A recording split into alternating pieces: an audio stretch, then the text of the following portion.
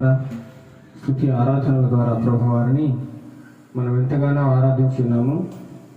ఇప్పుడు కొద్ది నిమిషంలో దైవ గ్రంథంలో నుండి దైవ వాక్యమును మనం ధ్యానం చేసుకుందాం. చిన్న ప్రార్థన చేసుకుని వాక్యమును ధ్యానం చేసుకుందాం. ప్రార్థన.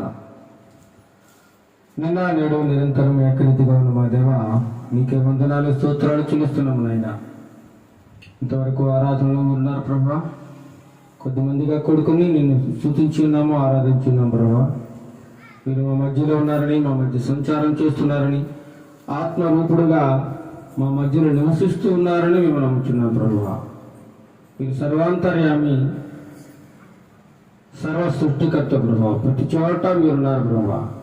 మీరు లేని స్థలం లేదు ప్రభా. ఇప్పుడు నీ వాక్యం ధ్యానిస్తుండగానైనా మీరే సూటిగా తేటగా మాతో మాట్లాడండి ప్రభా. మాట్లాడేది నేను కాదు, కానీ మీరే నా నోటికి బోరగా ఉండి వాక్యపు వెలుగులో నుంచి, దైవ గ్రంథములో నుంచి మీరే మాతో మాట్లాడండి ప్రభా. కేవలము అల్పులను, అయోగ్యుడను, ఎందుకు పనికిరాని వాడని ప్రభా, దీనుడను నన్ను బలపరిచి నీ వాక్యమును మా నోటి ద్వారా పలికించమని, మీరే మాట్లాడమని, ఘనత మహిమ ప్రభావం మీరే పొందుకొనమని యేసుక్రీస్తు నామములో అడిగి ప్రార్థన చేస్తున్నాం తండ్రి. ఆమేన్, ఆమేన్. ఈరోజు మన వాక్య ధ్యానాంశం ఏమనగా,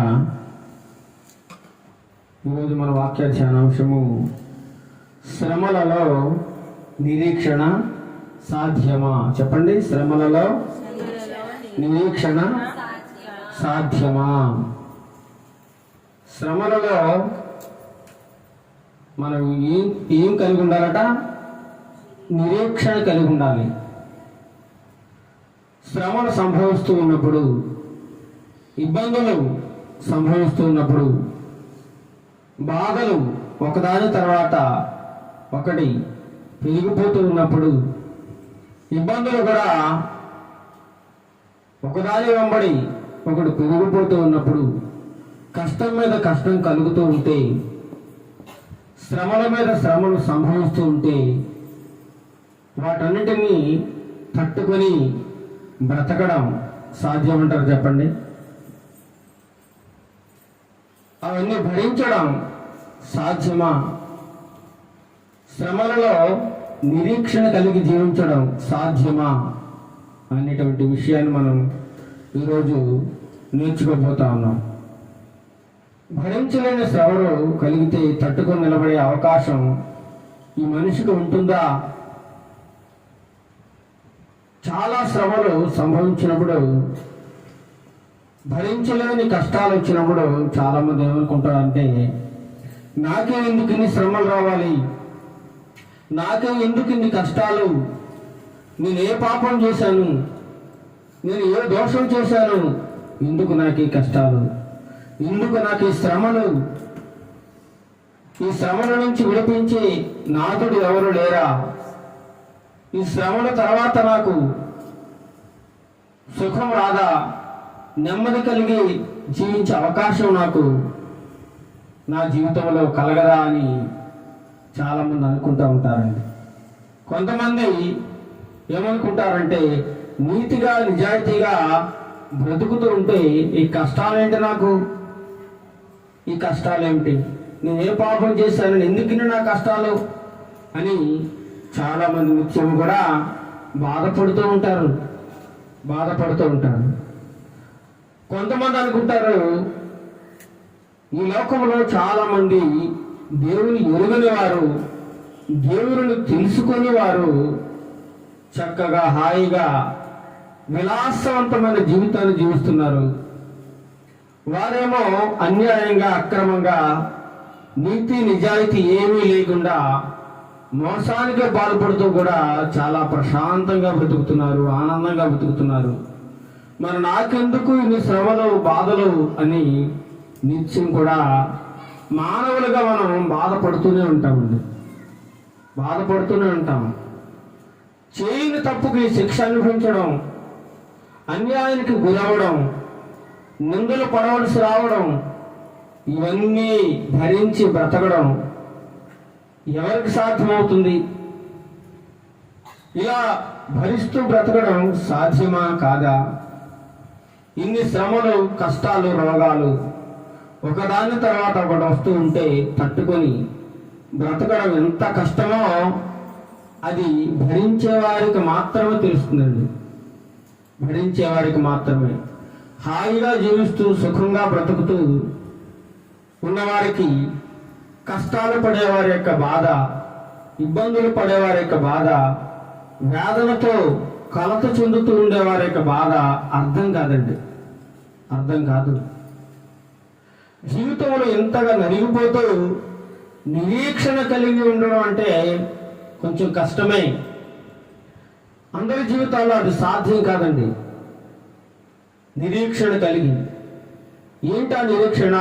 ఈ కష్టాల తర్వాత మరలా నాకు మంచి జీవితం వస్తుందేమో, నేను ఈ భారభరితమైన జీవితాన్ని జీవించిన తర్వాత మరలా నాకు ప్రశాంతమైన జీవితం వస్తుందేమో అని నిరీక్షణ కలిగి ఎదురు చూడటం. చాలామంది కష్టాలు ఎక్కువైనప్పుడు, బాధలు ఎక్కువైనప్పుడు, ఈ బాధలు కష్టాలు అధికమైపోయి కృంగదీస్తున్నప్పుడు చాలామంది అనుకుంటారు ఇక నా వల్ల కాదు, ఇక నేను భరించలేను అని చాలామంది మన తోటి సహోదరులు ఏం చేస్తున్నారండి? వారి జీవితాన్ని అర్ధాంతరంగా ముగించేసుకుంటున్నారు. ఇక నేను భరించలేను ఈ అప్పుల సమస్య, ఇక నేను ఈ కష్టాలు భరించలేనని చాలామంది తమ జీవితాన్ని, తమ ప్రాణాలని తీసుకుంటూ ఉన్నారండి. భరించలేని స్థితిలోకి వెళ్ళిపోతా ఉన్నారు. ఒక వ్యక్తి కడుపు నొప్పి విపరీతంగా పెరిగిపోతా ఉంది. చాలామంది వైద్యులకు చూపించాడు, అయినా తగ్గడం లేదు. చాలా బాధ, భరించలేని నొప్పి. ఎక్కడికి వెళ్ళినా ప్రతి ఒక్కరు డాక్టర్ చెప్పేది కొంతకాలం వేచి చూడాలి, ఓపిక పట్టు తగ్గుతుంది అని చెబుతూ ఉండేవారు. మందు రాసిస్తూ ఉండేవారు. అతను వేసుకుంటూ ఉండే కొద్ది ఇంకా ఎక్కువైపోతుంది ఈ బాధ. ఇక ఒకనాడు ఇక నేను ఈ బాధను భరించలేను, నేను నిరీక్షణ కలిగి ఉండలేను అని ఏం చేసుకున్నాడు తెలుసండి? అర్ధాంతరంగా తను ఆత్మహత్య చేసుకుని చనిపోయాడు. ఎంత విచారకరమో చూడండి. ఈ బాధ నాకు కొంతకాలం అంటుంది, ఈ బాధ త్వరలో తీరిపోతుంది అనేటువంటి నిరీక్షణ అతనిలో లేదు. తట్టుకునే స్థితి లేదు.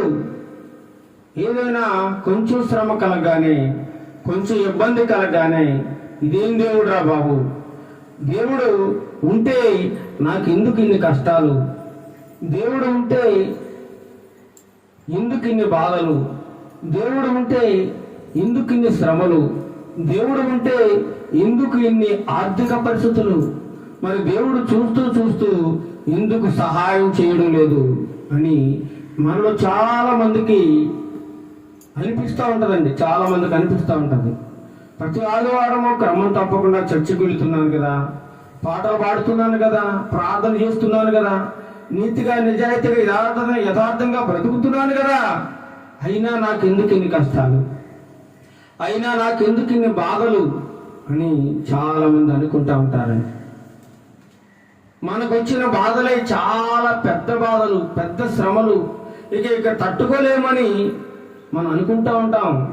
కానీ దైవ గ్రంథంలో చూసినట్లయితే మనకంటే ఎక్కువ బాధలు పడిన వ్యక్తి ఉన్నాడు, మనకంటే ఎక్కువ శ్రమలు పడ్డ వ్యక్తి ఉన్నాడు, మనకంటే ఎక్కువ అవమానాలు పొందిన వ్యక్తి ఉన్నాడు, మనకంటే భరించలేని రోగంతో బాధపడిన వ్యక్తి ఉన్నాడు.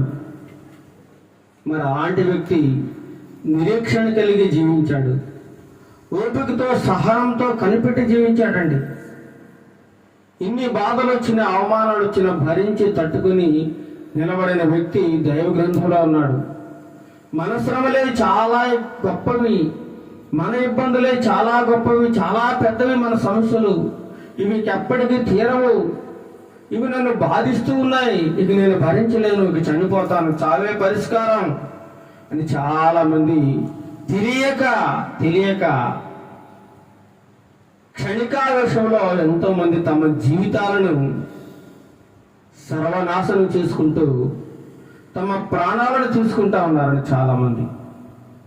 చిన్ని కష్టాలు తట్టుకోలేక, చిన్ని ఆర్థిక పరిస్థితులను భరించలేక, చిన్న రోగాలను తట్టుకోలేక ఎంతో మంది తమ జీవితాలను ముగించేస్తూ ఉన్నారు. వారికి ఈ కష్టం వెనుక సుఖం ఉంది, ఈ అనారోగ్యం వెనుక మరల ఆరోగ్యం ఉంది, ఈ శ్రమ వెనుక మళ్ళీ మంచి వాతావరణంలో బ్రతికే ఒక గొప్ప జీవితం ఉంది. జీవితాంతం మనకి కష్టాలే ఉండవు, సుఖం కూడా ఉంటుంది అనేటువంటి ఏమాత్రం ఆలోచన లేకుండా చాలా మంది తమ జీవితాలను ముగించుకుంటా ఉన్నారు. అయితే ఆ దైవ గ్రంథంలో ఉన్నటువంటి మహాభక్తుడు అనేటువంటి ఎవరండి ఆయన? యోబు గారికి వచ్చినటువంటి మహా కష్టాలతో పోల్చుకుంటే నీ కష్టం నా కష్టం చాలా చిన్నదండి, చాలా చిన్నది.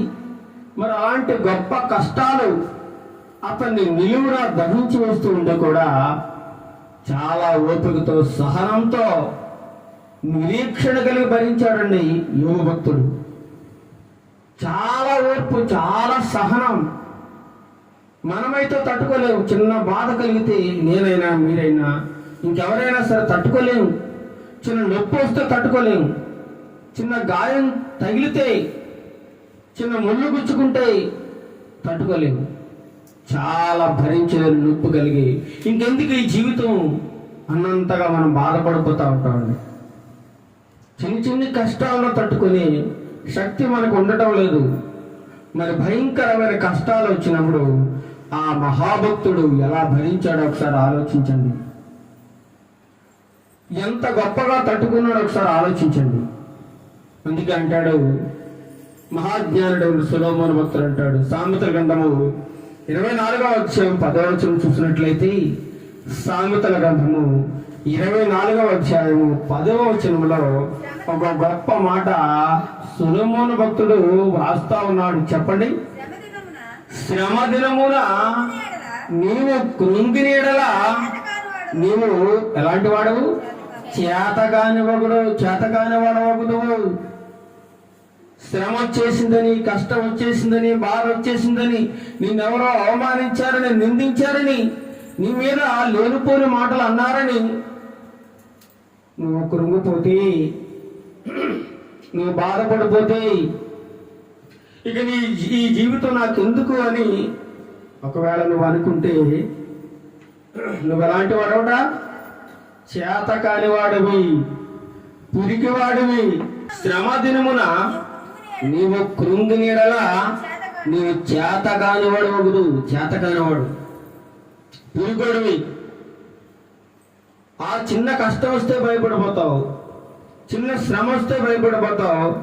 నాకు కూడా మానవులుగా ఈ మాటలు చెప్పడం చాలా ఈజీ, కానీ ఆ ప్రమాదం కానీ ఆ యొక్క శ్రమ కానీ సంభవించినప్పుడు తట్టుకోవడం చాలా కష్టమండి. చెప్పడం చాలా సులువే, పర్వాలేదు ఓర్చుకోండి తగ్గిపోతుంది, పర్వాలేదు అని చెప్పడం చాలా సులువే. ఎందుకంటే వారి యొక్క బాధను తగ్గించడానికి, వారికి ధైర్యాన్ని ఇవ్వడానికి మనం చెప్పే మాటలు తప్ప ఆ బాధను, ఆ మాటలు ఏమాత్రము తగ్గించలేవు. వారి బాధ ఎలాగో వారు భరిస్తూనే ఉంటారు, వారి యొక్క శ్రమ ఎలాగో వారు భరిస్తూనే ఉంటారు. అయితే ఆ శ్రమంలో కూడా, ఆ బాధలో కూడా నువ్వేమనుకోకూడదు, ఇక నా జీవితం అయిపోయింది, ఇక నా పరిస్థితి ఇంతే అని నువ్వు అనుకోవడానికి వీల్లేదు. ఒకవేళ నువ్వు అలా అనుకున్నావు అంటే నువ్వు చేతగాని వాడవు. చేతగాని వాళ్ళంటే దేవునికి ఇష్టం ఉండదండి. పిరికివాడంటే దేవునికి ఇష్టం ఉండదండి.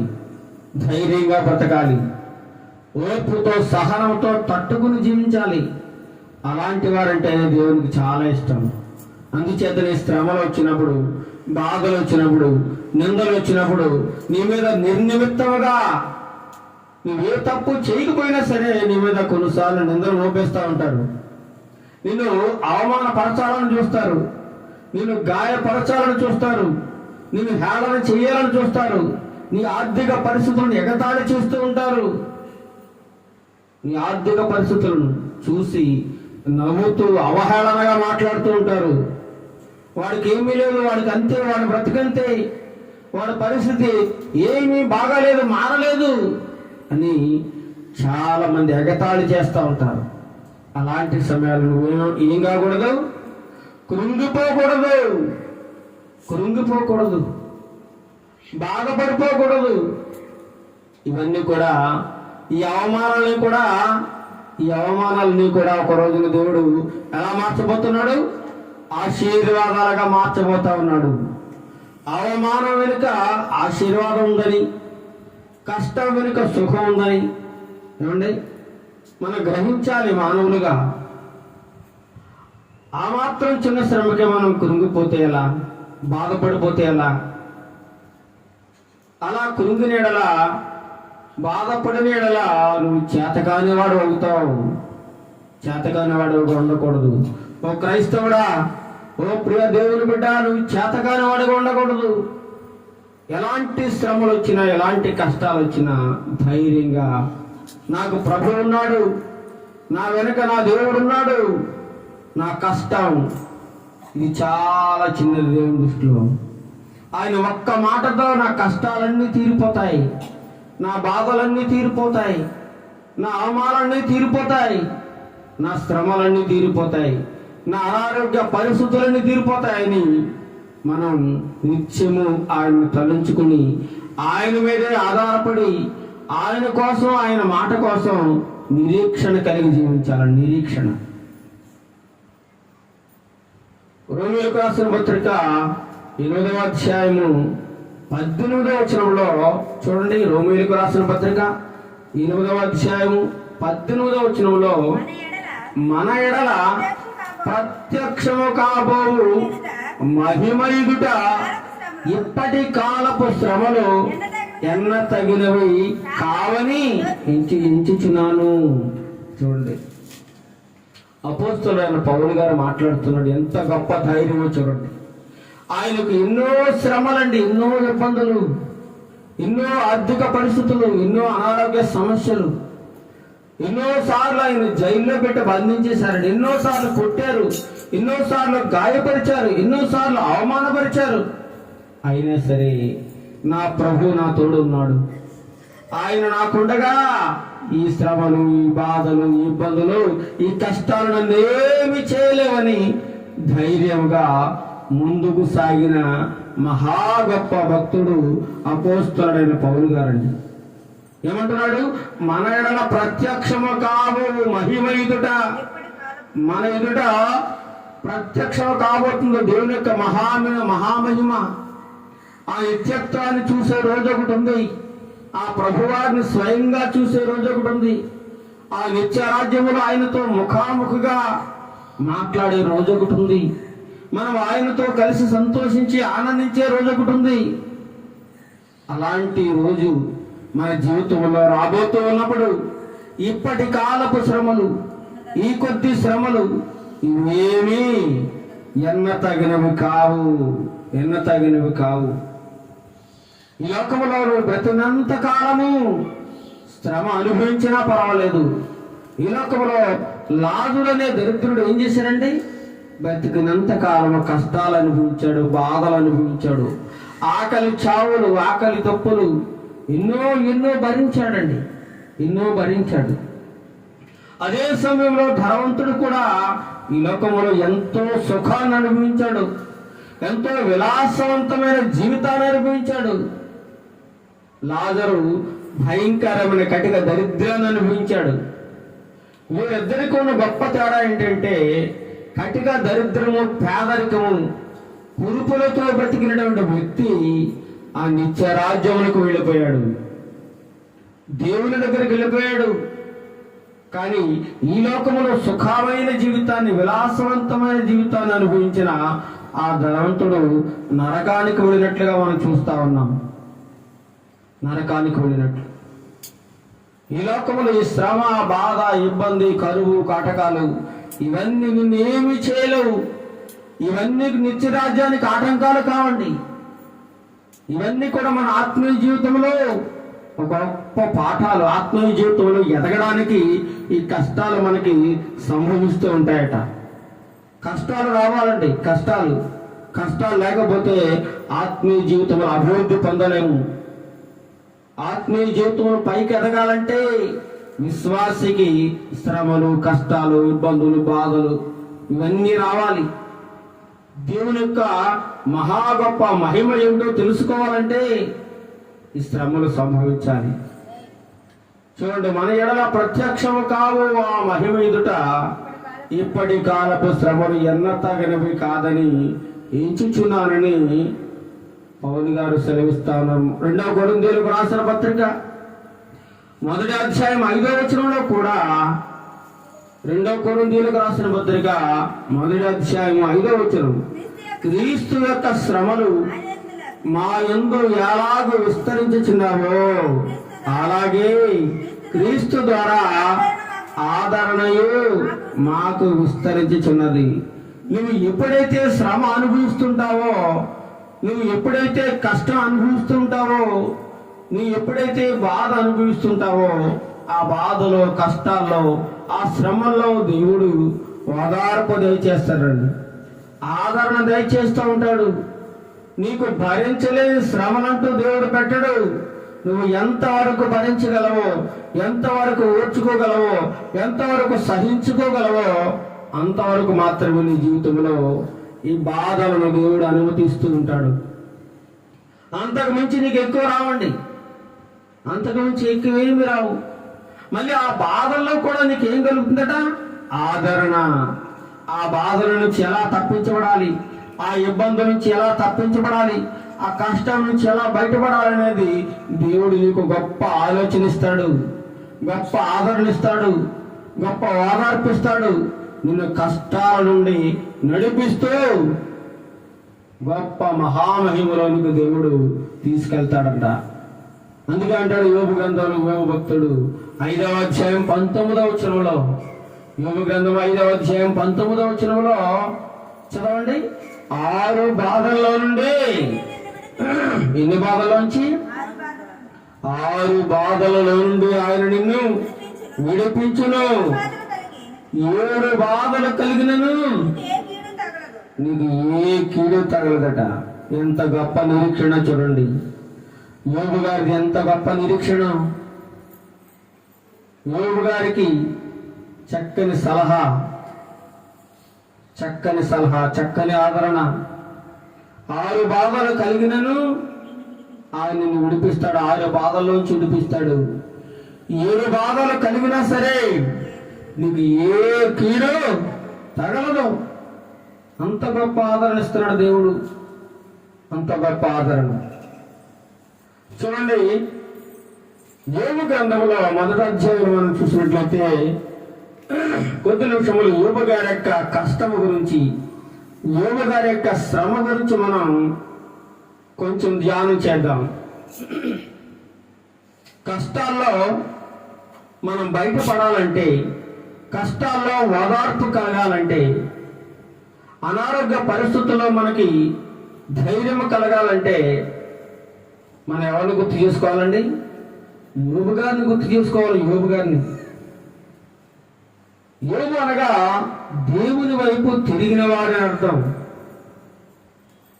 మహా గొప్ప భక్తుడు. ఊజు దేశంలో యోబు అనేటువంటి ఒక మనుషుడు ఉన్నాడట. అతను ఎలాంటి వాడు? యథార్థవంతుడు, న్యాయవంతుడు, దేవుని యందు భయము భక్తి కలిగిన గొప్ప మనిషి. అయిన మహా గొప్ప ఆస్తిపాస్తులు కలిగిన వాడు, మహా గొప్ప స్థితిమంతుడు. ఏమండి, దేవుని యందు భయభక్తులు కలిగి చెడుతనం సహించి, చెడు అనేది అతని జీవితంలోకి లేదు. చెడుని ఆమడ దూరంలో ఉంచేటట.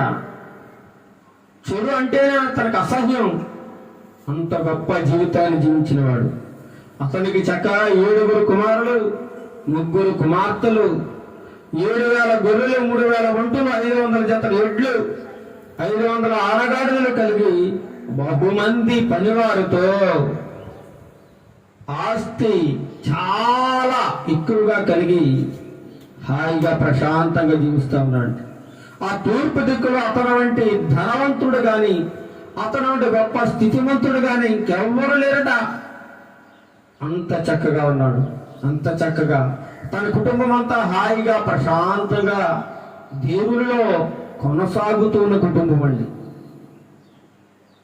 ఆ కుమారులు కూడా, కుమార్తెలు కానీ ఎప్పుడైనా ఈ రోజైనా ఎక్కడైనా పాపం చేశారేమో అని ప్రతిరోజు కూడా ఏం చేశారట?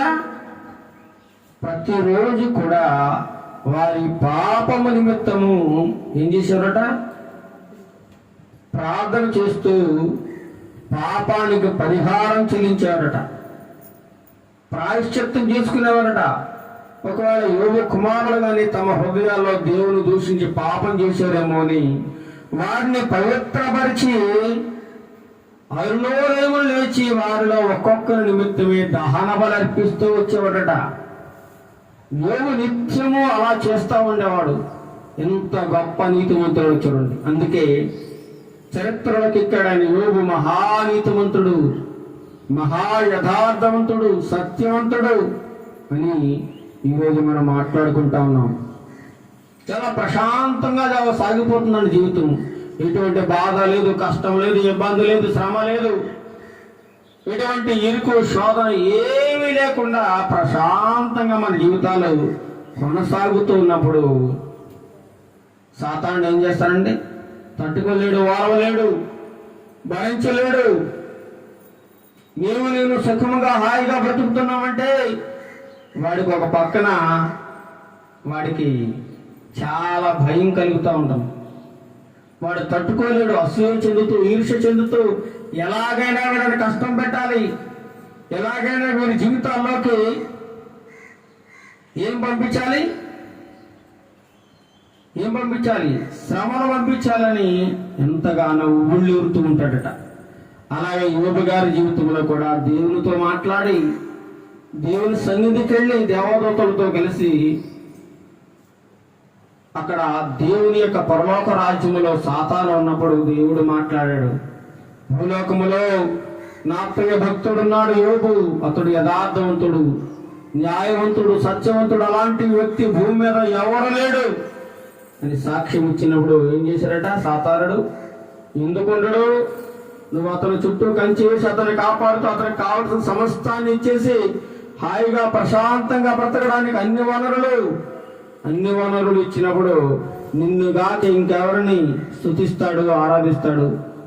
అవన్నీ ఒక్కసారి తీసేస్తే, అవన్నీ ఒక్కసారి పోగొడితే అతనే నిన్ను దూషిస్తాడు. దూషించాలని నేను చేస్తానని దేవునితో శపథం చేశాడండి. ఎవడు? సాతానుడు. నీవు మంచిగా ఉంటే వాడు వారలేడు. ఒక కుటుంబం పచ్చగా ఉంటే అప్పుడు కూడా తట్టుకోలేడు. వాళ్ళు సాతాను ప్రవేశిస్తుంది. ఎలాగోలా వాళ్ళని పాడు చేయాలి, వాళ్ళ మీద ఒక నింద వేయాలి, వాళ్ళ మీద ఒక రాయి వేయాలని ఎన్నో కుట్రలు పండుతూ ఉంటారట, ఎన్నో కుట్రలు. అలాగే సాతాను కూడా యోబు కుటుంబం మీద కుట్ర చేసి దేవునితో వాదించి ఏం చేశారట? కుటుంబాన్ని మొక్కలు చెక్కలు చేశారట. మొక్కలుగా సర్వనాశనం చేశాడు యోబు కుటుంబాన్ని. హాయిగా ప్రశాంతంగా ఎంతో ఆనందంతో 7 కొడుకులు, 3 కూతుళ్ళు, ఆస్తి, ఇంటి నిండా పనులు, గొప్ప విలాసవంతమైన భవనము, పంచభక్ష పరమాన్నాలు, ఏది కావాలంటే అది తినొచ్చు, ఎలా కావాలంటే అలా ఉండొచ్చు. ఎంతో సంతోషముగా హాయిగా దేవునిలో బహుబలంగా ఎదుగుతున్న కుటుంబమును చూసి సాతానుడు ఏం చేశారండి? అసూయ చెందాడు. దేవుడు అన్నాడు, భూమి మీద అతను అంటే వాడు ఎవడో లేడు అని ఎప్పుడైతే చెప్పాడో వీడు సాతానుడు ఒక పర్మిషన్ అడిగాడట. యోబు కుటుంబాన్ని నాకు అప్పగించు, యోబు కలిగిన సమస్తాన్ని నాకు అప్పగించు, ఒకటే తీసేస్తాను, అప్పుడు నీ కళ్ళ ముందుటే ఆ యోబు ద్వారా నిన్ను దూషించేలా చేస్తానని సాతానుడు దేవునితో శపథం చేశాడు. సరే, దేవుడు కూడా సరే ఓకే, ఆ యోబు కుటుంబాన్ని నీకు అప్పగిస్తా ఉన్నాను, కానీ అతనికి ఎన్ని శ్రమలైనా పెట్టు, ఎన్ని ఇబ్బందులైనా పెట్టు, ఎంతగానో నలగొట్టు, కానీ అతని ప్రాణం తీయడానికి నీకు అధికారం లేదని దేవాది దేవుడే పర్మిషన్ ఇచ్చేసాడు సాతానుడికి. వెంటనే వాడు భూలోకానికి వచ్చేసి పరలోకం నుండి ఏమండి తన ఆస్తులు పాడు చేశాడు. గొర్రెలు, మేకలు, మందలు అన్ని సర్వనాశనం అయిపోయాయి. అన్య జనాంగం వారు వచ్చి వారి ఆస్తి అంతా పట్టుకుని పోయారు. వారి పంటలో పొలం అంతా తగలబెట్టేశారు. ఏమండి గొర్రెలు, మేకలు, ఒంటలు అన్నీ కూడా పట్టుకుపోయాయి. ఆ సేవకులందరినీ చంపేశారు. ఒకటే ఒకటే ఒకటే ఒకటే పోతా ఉంది, ఒకటే ఒకటి. ఈ సమాచారం అంతా ఎవడో ఒకడు మిగిలి ఉండేవాడు. ఆ సేవకుల్లో వాడు వచ్చి, అయ్యా మన పొలంలో ఇలా జరిగింది, మన వంటలను మన పొలంలో చంపేసి ఇలా చేశారు, అలా చేశారని రోజు గంట గంటగా ఒక చెడు వార్త మోసుకొస్తా ఉండేవాడు యోబు గారు. వాడు యోబు ఏమనేవాడు తెలుసండి? ఏమనేవాడు?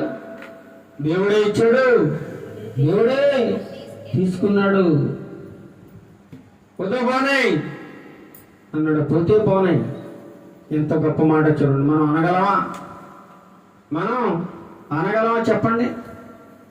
ఒకరోజు చక్కగా 10 మంది సంతానం చక్కగా భవనంలో కూడుకుని గొప్ప విందు చేసుకుంటుంటే వారి మీద కూడా కన్నేసాడు సాతానుడు. రెండవసారి వారి మీద కూడా కన్నేసి వారిని అందరినీ చంపాలని పెట్టుకుని ఒకేసారి గొప్ప సుడిగాలు వచ్చేసి ఆ యొక్క బిల్డింగ్ నలుమూలలా కొట్టేసిందట. కొట్టేసినాడు. బిల్డింగ్ స్తంభాలన్నీ ఊగిపోయి పడిపోయి ఆ 10 మంది కూడా పిల్లలు ఒకేసారి ఆ భవనంలో ఆ శిథిలాల కింద పడి చనిపోయారండి. ఒకేసారి ఈ సమాచారం ఏ తల్లిదండ్రుల కన్నా నీ 10 మంది పిల్లలు ఒకేసారి చచ్చిపోయారని చెబితే ఎలా ఉంటుందో చూడండి. మన ఇంట్లో ఒక కుమారుని కోల్పోయినా, ఒక కుమార్తెను కోల్పోయినా, లేదా తండ్రిని కోల్పోయినా, తల్లిని కోల్పోయినా, అక్కను కోల్పోయినా, చెల్లిని కోల్పోయినా ఎంతో బాధ, వేదన, తట్టుకోలేని విచారం మన హృదయాల్లో ఉంటుంది. కానీ యోబు గారికి ఒకేసారి 10 మంది సంతానము ఒకేసారి చనిపోయారని తెలిసేసరికి ఎలా ఉంటుందో ఒకసారి ఆలోచించండి. అందులో ఒకే ఒక్క సేవకుడు వచ్చారట. అయ్యా ఇలా జరిగింది, ఆ భవనంలో మీ పిల్లలందరూ చచ్చిపోయారు, నేను ఒక్కడినే మిగిలాను అని చెప్పినప్పుడు ఏం చేశారట? యోబు లేచి తన పై వస్త్రాన్ని చింపుకుని ఇంటికలు గొరిగించుకుని నేల మీద సాష్టాంగపడి నమస్కారం చేశారట. ఏంటండి, ఇంత కష్టం వస్తే, ఇంత బాధ వస్తే, ఇంత శ్రమ వస్తే, ఇలాంటి చెడు వార్త విన్నప్పుడు ఎవరి హృదయం అని ఎలా ఉంటుందో ఒకసారి ఆలోచించండి. అసలు నమస్కారం చేయడం ఏంటి దేవునికి? మళ్ళీ నమస్కారం చేశారట. నేల మీద సాష్టాంగపడ్డాడట. తన బట్టలు చెప్పుకొని తన తల వెంట్రుకలు గొరిగించుకుని నేల మీద సాష్టాంగపడి నమస్కారం చేసి దేవునితో మాట్లాడుతున్నాడు. ఏమని? నేను నా తల్లి గర్భములో నుండి దిగంబరిగా వచ్చాను, దిగంబరిగానే నేను అక్కడికి వెళ్ళిపోతాను. చూడండి ఎంత గొప్ప జ్ఞానవంతుడో చూడండి, ఎంత ముందు చూపో చూడండి, ఎంత ఆలోచన శక్తి కలిగిన వాడో చూడండి. నేను నా తల్లి గర్భంలోంచి ఎలా వచ్చాను? ఒంటరిగా వచ్చాను. నేను నా తల్లి గర్భంలో వస్తూ ఈ ఆస్తిని తీసుకురాలేదు, నా భార్యను తీసుకురాలేదు, నా పిల్లలను తీసుకురాలేదు, ఈ మేడ మిద్దులు, బంగారం, ఆస్తిపాస్తులు ఏమీ తీసుకురాలేదు. నేను ఒంటరిగా దిగంబరిగా వచ్చాను, బట్టలు లేకుండా. కాబట్టి పోయేటప్పుడు కూడా ఎలా పోవాలి? దిగంబరిగానే పోవాలి అనేటువంటి సత్యాన్ని గ్రహించేవాడు యోబు. కానీ ఈ సత్యాన్ని ఈనాటి జనాంగం గుర్తించడం లేదు. ఈ భూమి మీద బ్రతుకు జీవిస్తున్న ఈ కొద్ది కాలంలో ఇది నాది, అది నాది, ఈ ఆస్తి నాది, ఆ ఆస్తి నాది అని చెప్పి కొట్లాట పెట్టుకుంటూ, దెబ్బలాటలు పెట్టుకుంటూ, అసూయలు పెట్టుకుంటూ, కక్షలు పెంచుకుంటూ ఈ కొద్ది జీవితాన్ని ఏమండి కష్టాలతో, రోగాలతో, ఇబ్బందులతో గడిపేస్తూ ఉన్నారు చాలామంది. అయితే యోబు గారు అలాంటి వ్యక్తి కాదు ఈయన. నేను నా తల్లి గర్భంలో ఉండి దిగంబరిగా వచ్చాను, దిగంబరిగా అక్కడికి వెళ్ళిపోతాను, యెహోవా ఇచ్చాను, యెహోవా తీసుకుని పోయాను, యెహోవా నామమునకు స్తుతి కలుగునుగాక. అసలు ఎవరైనా ఇలాంటి మాటలు అనగలరా? కష్టం వచ్చినప్పుడు పాటలు పాడేవాళ్ళు కానీ, కష్టం వచ్చినప్పుడు ప్రార్థన చేసేవాళ్ళు కానీ, కష్టం వచ్చినప్పుడు సంతోషించేవాళ్ళు కానీ ఎవరో ఉంటారండి. నేను కూడా ఉండను, మీరు కూడా ఉండలేరు. కష్టం వచ్చినప్పుడు సంతోషంగా ఉండాలంటే ఎవరికి సాధ్యం కాదు. అందుకే నిరీక్షణలో, శ్రమలలో నిరీక్షణ కలిగి ఉండుట సాధ్యమా అని మనం మాట్లాడుకుంటాం. సాధ్యమంటారా? అలా ఉండగలమా మనం? కానీ ఉండాలని వాక్యం చెబుతుంది, ఉండాలని. అయితే యెహోవా నామమునకే స్తుతి కలుగునుగాక. స్తుతులు అర్పిస్తా ఉన్నాడు. ఆస్తి పోయే, అంతస్తు పోయే, బంగారం పోయే, మేడమిద్దలు పోయే, 10 మంది సంతానం పోయే, పనోళ్ళందరూ పోయే, ఏమీ లేదు, అంతా కోల్పోయాడు. అంతా కోల్పోయి చివరికి భార్య, యోబు గారు, వీళ్ళిద్దరే మిగిలారు. అంత సమస్తము పోయింది. అలాంటి సమయాల్లో ఎంత గొప్ప మాట మాట్లాడాడు చూడండి. యెహోవా నామమునకు స్తుతి కలుగునుగాక అని. ఈ సంగతుల్లో ఏ విషయంలో కూడా ఏం చేయలేదట? యోబు పాపం చేయలేదట. యోబు పాపం చేయలేదు. అయ్యో దేవుడు నాకు ఎంత అన్యాయం చేశాడన్న మాట కూడా మాట్లాడలేదట. ఎంత గొప్ప సహనమో చూడండి, ఎంత గొప్ప ఓర్పో చూడండి, ఎంత గొప్ప ముందు చూపో చూడండి, ఎంత గొప్ప ఆలోచన శక్తి, ఎంత దేవుని భయభక్తులు కలిగిన జీవితాన్ని జీవిస్తున్నాడు. ఒకసారి ఆలోచించండి. మరి నీ జీవితం, నా జీవితము, మన జీవితాలు ఎలా ఉన్నాయి? చిన్న చిన్న కష్టాలుగా మనం కృంగిపోతూ దేవుడు ఎక్కడున్నాడు, దేవుడు ఉంటే నాకు ఎందుకు ఎలా జరుగుతుందని ఈరోజు దేవుడిని నిందించేవారు చాలా మంది ఎక్కువైపోయారు. నా కొడుకే దొరికాడా నీకు తీసుకెళ్ళడానికి, నా కూతురే దొరుకుతుందా నీకు తీసుకెళ్ళడానికి అన్న రకంగా చాలా మంది మాట్లాడుతూ ఉన్నారండి. చాలా మంది ఈ సంగతుల్లో ఏ విషయంలోనూ కూడా యోబు ఏం చేయలేదు, పాపము చేయలేదు, ఏ పాపము చేయలేదు. దేవుడు అన్యాయం చేశాడని కూడా ఎక్కడా చెప్పలేదు. పోతే నేను ఊరుకున్నాడు అంతే. అయితే సాతానుడు అంతటితో ఆగాడే చెప్పండి? ఇంతగా శ్రమ పెట్టి, ఇంతగా నలగొట్టి, ఇన్ని బాధలు పెట్టినా సరే ఆడి కోపం చల్లారలేదండి. వాడి యొక్క కడుపు మంట ఇంకా తీరలేదు. మరలా దేవుని దగ్గరికి వెళ్ళాడు. ఏం యోబు చూసావా, నా యందు భయభక్తులు కలిగిన ఆ యోబు ఎంత గొప్పవాడో నీకు అర్థమైందా? నేనంటే ఆయనకి ఎంత భయము భక్తి ఉందో నీకు ఒకసారి అర్థమైందా? అతను ఎంత గొప్ప నీతిమంతుడో, యథార్థవంతుడు, ఎంతగా చెడుతనను విసర్జించిన వాడో ఒకసారి ఆలోచించని సాతానుడు దేవుని సన్నిధానమునకు 2వసారి వెళ్ళినప్పుడు దేవుడు సాక్ష్యం ఇస్తే ఏమంటున్నాడు? మళ్ళీ అతన్ని శరీరం మీద పడిపోయింది. వీడి యొక్క కనుదృష్టి, సాతానుగాడు కళ్ళు, శరీరం చక్కని ఆరోగ్యం ఇచ్చావు కదా, నిన్నుగా ఇంకా శుద్ధిస్తాడు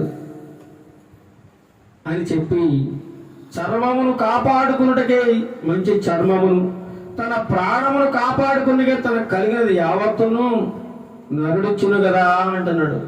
నువ్వు అతనికి మంచి చర్మాన్ని ఇచ్చావు కదా, ఆ చర్మాన్ని నాకు అప్పచెప్పు, అతని దేహాన్ని నాకు అప్పచెప్పు. ఆ దేహాన్ని ఒక్కసారి ముత్తేస్తే నీ ముఖం ఎదుటిన యోబు దూషించి నిన్ను విడిచి వెళ్ళిపోతాడంతే అని దేవునితోనే శపథం చేస్తున్నాడు. 2వ మారు సాతానుడు ఒక పని ఏంటంటే నిన్ను నాశనం చేయడమే వాడి పని, నిన్ను ఇబ్బందులకు గురి చేయడమే వాడి పని, నిన్ను నలగొట్టడమే వాడి పని, నీకు రోగాన్ని కలిగించడమే వాడి పని, నిన్ను ఆత్మీయ జీవితంలో ఎదగకుండా నిన్ను కిందికి తొక్కేయడమే వాడి పని, నిన్ను పరలోకానికి వెళ్లకుండా అడ్డుకోవడమే వాడి పని. ఇదంతా వాడు ఎందుకు చేస్తాడో తెలుసా? దేవుని మీద వాడికి విపరీతమైన కోపం ఉందండి. దేవుని మీద విపరీతమైన కక్ష, దేవుని మీద విపరీతమైన ద్వేషం పెంచుకుని రగిలిపోతా దేవుని ఏమి చేయలేక మానవులమైన నిన్ను నన్ను నలగొడుతూ ఆయనకు, ఆయన ప్రేమకు, ఆయన కృపకు మనం నిత్యం దూరం చేయాలని ప్రతి నిత్యము నీ మీద నా మీద మనందరి మీద ఎన్నో కుట్రలు నిత్యము చేస్తూనే ఉంటాడు సాతానుడు. నిత్యము కుట్రలు చేస్తాడు. అయితే దేవుడు రెండోసారి కూడా పర్మిషన్ ఇస్తున్నాడు. సరే వెళ్ళు, నీ వశమును నీకు అప్పగిస్తా ఉన్నాను, యోగు శరీరాన్ని, యోగు దేహాన్ని నీకు అప్పగిస్తా ఉన్నాను, వెళ్ళు, ఏం చేస్తావో చెయ్యి, ఎలాంటి రోగాలను పంపిస్తావో పంపించు, కానీ అతన్ని ప్రాణం మాత్రం ముట్టుకోవసమా అని చెప్పేశాడు. చెప్పేస్తే ఏం చేశాడు సాతానుడు వచ్చేసి అరికాలును మొదలుకుని నడినెత్తి వరకు ఏం చేశాడు, బాధగల కురుపులతో యోగును మొత్తేశాడు. బా, ఎంత భయంకరమైన బాధ చూడండి, ఎంత భయంకరమైన బాధ. ఎంతో ఇష్టంతో కట్టుకున్న మంచి భవనం కూలిపోయింది. ఆ భవనములో తన 10 మంది సంతానము చనిపోయారు. అతని దాసీజనులు చనిపోయారు. తన ఆస్తి అంతా పరుల పాలైపోయింది. చివరికి ఏదో భార్యాభర్త మిగిలారనుకుంటే మళ్ళీ యోబు గారి శరీరం అంతా ఏంటంటే భయంకరమైన కురుపులు వచ్చేసి ఈ సాతాను కూడా పంపించేశాడు. శరీరానికి భయంకరమైన కురుపులు, ఆ కురుపుల్లోంచి రక్తము రసి కారుతూ ఉంటుంది, దురద పెడతా ఉంటుంది. ఏమంటే ఎండలో మండుటెండలో కూర్చుని యోబు గారు ఆ దురద పెడుతుంటే ఒక సీసా పెంకు తీసుకుని గోక్కుంటూ కురుపుల నుంచి రసి కారుతుంటే, ఆ కుక్కలు వచ్చి నాకుతుంటే, ఆ ఈగల వాళ్తుంటే ఎంత బాధ ఒకసారి ఆలోచించండి. ఎంత బాధ పెడుతున్నాడో సాతానుడు, ఎంతగా ముట్టుతున్నాడో ఒకసారి ఆలోచించండి. ఏమండి, అరికాలు మొదలకు నడినెత్తి వరకు కురుపులేనట. మనకి ఏలికి చిన్న గాయం అయితే తట్టుకోలేకపోతున్నానండి నేను. ఏలికి చిన్న గాయం అయితే, చిన్న గాయం, అలాంటిది అరికాలు మొదలకు నడినెత్తి వరకు భయంకరమైన కురుపులంటే ఆ మండుటెండకు కురుపులు, ఆ బాధ ఎలా ఉంటుందో ఒకసారి ఊహించండి. ఎలాంటి భయంకరమైన బాధ. అతడు ఆ ఒళ్ళు గోక్కడానికి గోర్లు సరిపోక ఏం తీసుకున్నాడు, చిల్ల పెంకు తీసుకుని బూడిదలో కూర్చున్నాడు. బూడిదలో ఎండలో కూర్చుని ఆ గోక్కుంటా ఉన్నాడండి. ఆ రసి కారుతా ఉందండి కురుపుల నుంచి, ఈగలు వాళ్తా ఉన్నాయి. ఎంత భయంకరమైన పరిస్థితిలోకి వెళ్ళిపోయిందో చూడండి యోబు యొక్క జీవితం. చాలా దేని స్థితిలో ఉన్నాడు. ఈ కష్టాలతో, యోబు యొక్క కష్టంతో పోల్చుకుంటే మన కష్టం యాపాడిది చెప్పండి, యాపాడిది. కనీసం 1% కూడా లేదా మన కష్టం. ఎంత భయంకరమైన కష్టాన్ని భరిస్తున్నాడు చూడండి యోబు గారు. ఇలాంటి బాధ ఎవరు పడలేదు, అలాంటి కష్టం ఎవరికి రాలేదు. ఎంతగా సాతానుడు ముత్తుతున్నాడు, ఎంతగా ఇబ్బందులు గురి చేస్తున్నాడో. ఆఖరిగా శరీరాన్ని కూడా వదలలేదట, కుటుంబాన్ని సర్వనాశనం చేసేసాడు. చివరికి యోబు గారి శరీరాన్ని కూడా నాశనం చేస్తా ఉన్నాడు. బూడిదలో కూర్చుని ఉన్నాడు బెకారిగా, విహీనం, అందం లేదు, సొగసు లేదు, స్వరూపం లేదు, భయంకరమైన కురుపులు, గాయాలతో ఆ చిల్ల పెంకు తీసుకుని గోక్కుంటూ ఉన్నప్పుడు అతని భార్య వచ్చి ఏం చేయాలండి, అయ్యో నా భర్త పరిస్థితి ఎలా అయిపోయింది, ఏంటి నా భర్త ఎలా అయిపోయాడు అని చెప్పి ఏడ్చి దేవునికి మొరపెట్టాల్సింది పోయి, కష్టాల్లో తోడుగా ఉండాల్సిన భార్య బాధ కలిగినప్పుడు, శ్రమ కలిగినప్పుడు, కష్టం వచ్చినప్పుడు ఏం మాట్లాడుతుందో చూడండి. అతని భార్య వచ్చి నీవు ఇంకను యథార్థతను వదలక ఉందువా. ఇంకా అలాంటి పరిస్థితుల్లో కూడా దేవుడు దేవుడు దేవుడు దేవుడు అంటున్నాడండి ఈ యోబు గారు. దేవునికే ప్రార్థన చేస్తా ఉన్నాడు. సమస్తము కోల్పోయిన శరీరం సర్వనాశనం అయిపోతున్నా, ఒళ్ళంతా కురుపులు గాయాలైనా ఇంకా దేవుడు దేవుడు దేవుడు అంటున్నాడు. దేవునికి స్తోత్రం అంటున్నాడు. దేవుని నామానికి స్తోత్రం అంటున్నాడు. దేవుడే ఇచ్చాడు, దేవుడే తీసుకున్నాడు, ఆయన నామానికి మహిమ కలుగునుగా కానీ గొప్పగా స్తుతిస్తా ఉన్నాడు దేవుణ్ణి. ఇదంతా చూసిన భార్య ఏమంటుందండి? ఇంకా నువ్వు యథార్థతను వదలక ఉందువా? భార్యలో ప్రవేశించేశాడు. ఇక యోబు గారిని ఎంత చేయాలో అంతా చేసేసాడు, అంతగా నలగొట్టేశాడు, ఎంత కష్టపెట్టాలో ఎంత బాధ పెట్టాలో పెట్టేశాడు.